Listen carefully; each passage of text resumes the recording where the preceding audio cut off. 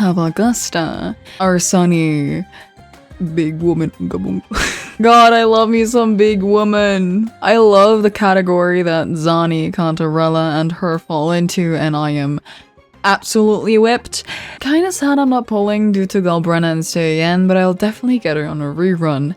Unlike Yinlin, but hey. Starting from the front, we generally have a lot of detail. Aside from her very fried hair, which we'll get to later, she has a sort of sundial or compass on top of her head, a chest plate sort of like lupa, some cloth draping down her secured with a belt, a lot of like arm and shoulder accessories which make her seem quite broad, open thighs with kind of a flap coming out of her chest plate, nothing really on the legs, and her shoes. From one side, she isn't really as broad as the other characters. Usually, we've had like puffy hair and puffy skirt, or kind of something long to compensate, but aside from her twirly fried hair, the cape she wears isn't that far outward, and the dress she has is also quite straight. There isn't really much to say aside from the extra sword she wears, and this kind of side window because Kuro can't survive without side boob, and her quite high-heeled shoes. Looking at her from the back, while she doesn't suffer the split hair curse, the dress she wears is kind of just draped, as you can see. It's open in the back. I don't know if you call this a kind of toga. I know that's Spartans wear this, I think. It's some kind of pseudo skirt. Looking at the last side, like a lot of other characters, she's married, so there isn't much to look at. Starting from the top, she doesn't even really fit into frame.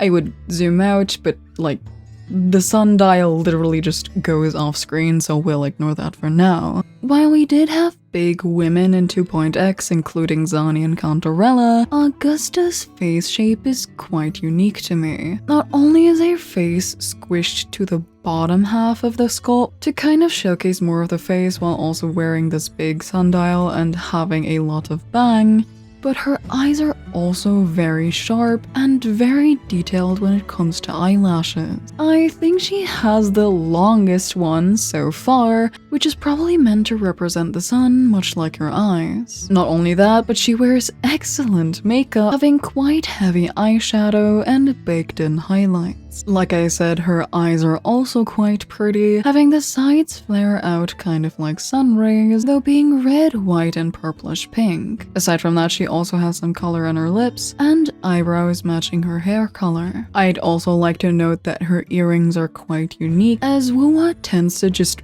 bake in a hole into the texture to kind of attach the earring into, but Augusta kind of wears more of a cuff with a sun earring attached on both sides. Hiding the sundial, her head is quite large. Now this is mostly the bangs, as the face is a lot smaller as I've mentioned, and also pushed to the bottom. The ends of her bangs look kind of fried like the rest of her hair, though the bangs especially have a lot of crimped looking kind of messy flyaways, like her brush couldn't quite hold them. Noting that the rest of her hair looks quite put together, even though there's a couple of flyaway strands, they just look like they've been curled or something.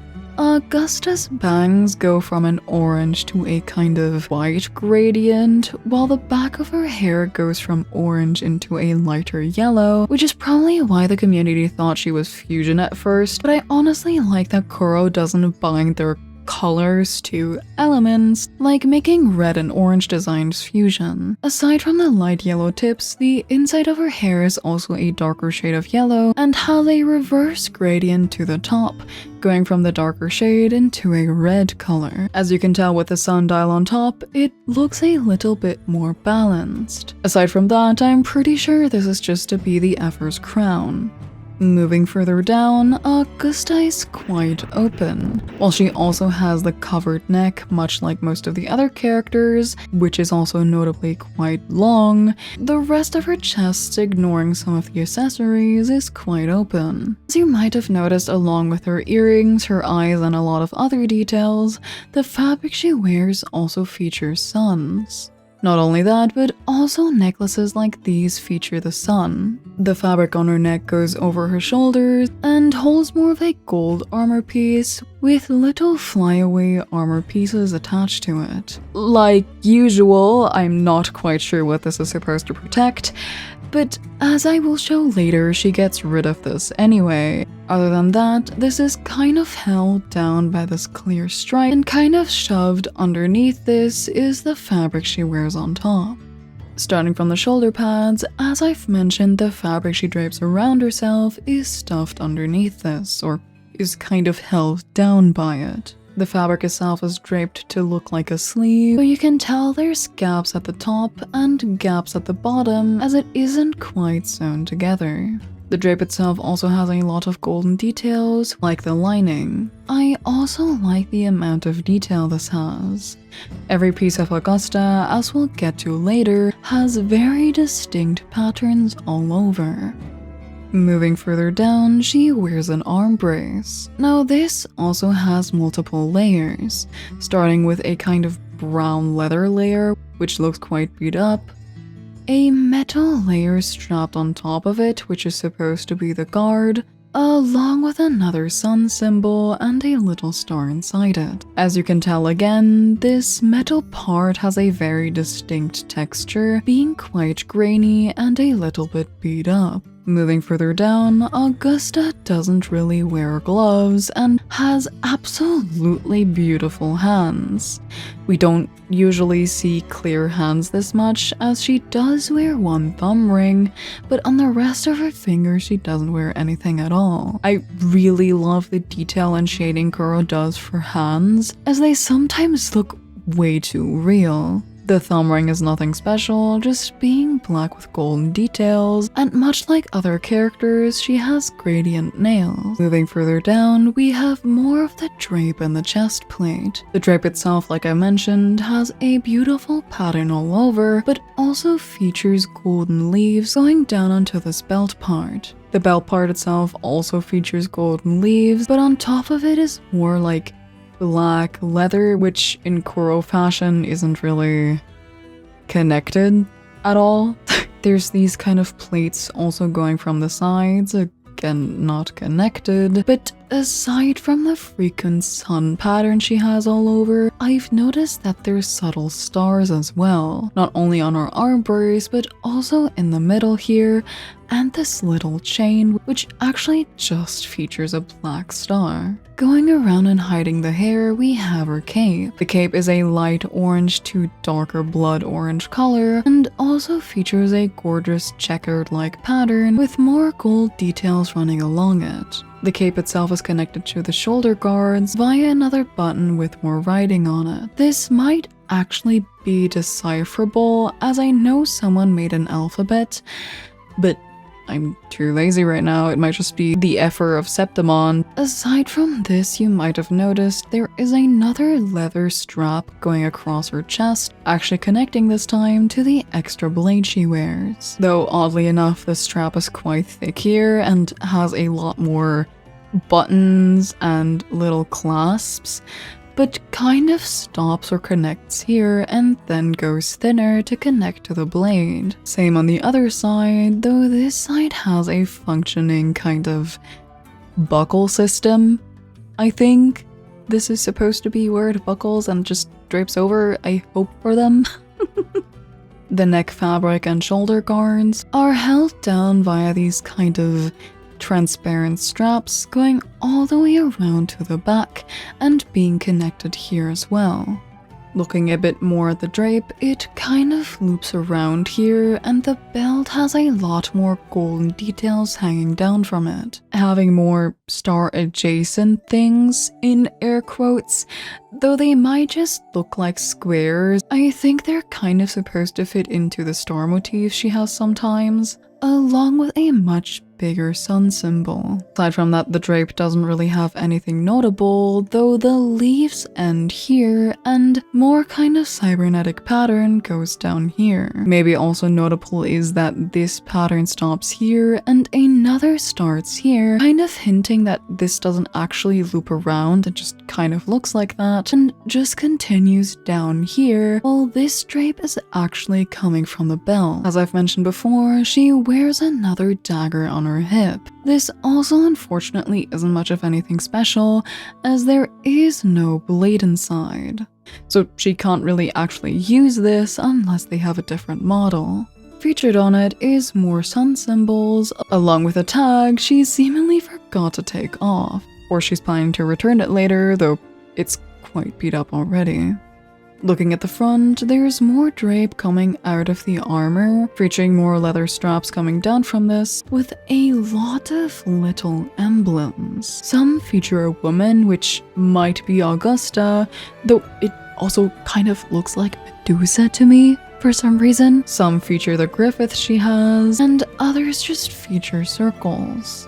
Coming to what I said you could do, Augusta is actually composed of a lot of layers, meaning I could just take off the drape. With all of the draping off, we have a much clearer look at the inner layer. Inside of all the fancy draping, she literally just wears her breastplate, along with some short pants, I want to believe, though knowing Kuro, it probably isn't shorts. I think it's just her underwear.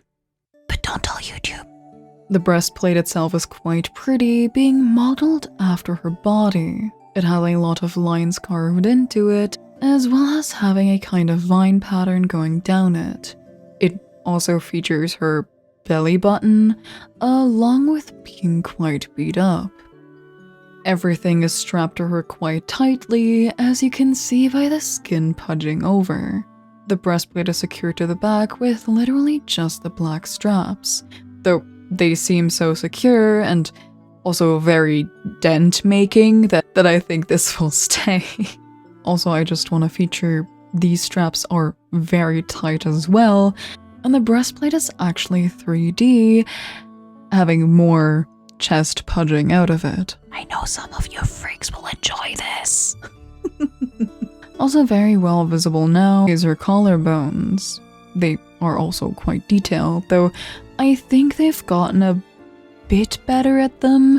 It's still quite pointy, but not as pointy as the first attempt, which I think was Jinshi. Moving down to her heels, I actually find these quite pretty. Not only is this part reflective in game, but also has more sun symbol. But also the rest of the shoe is different, but also similar to the rest of the outfit. The rest of the outfit is a little more elegant with the drape, though her shoes while fitting into the color scheme with the leather straps going down her feet and being held down by her toe, the shoe itself looks quite fierce. Not only do we have metal parts, but the back also features wings much like her griffin. These parts are quite sharp, and I think if she walked wrong, she would kind of maybe injure herself too, since if this jabs inside there, I don't even want to imagine it.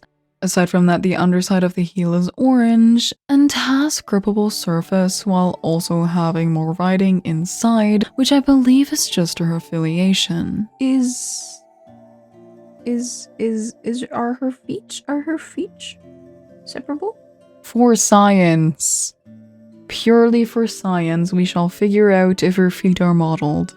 I guess, moment of truth, they're fully modeled!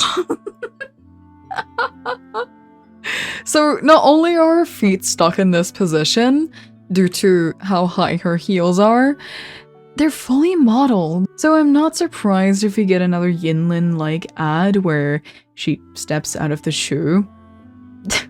KuroGames. Who at HQ? Why is it so detailed? Why is it so detailed on the bottom too? She might give a Yuno competition. I mean, who knows? She also has the gradient from her fingernails here. Overall, I think Augusta fits the role of Ever quite well. Design-wise, she's very bright, though her past isn't, but I don't think I could imagine anyone else's ever. Her kit is also quite interesting, as she wields her sword with her thighs, which... My head next, please.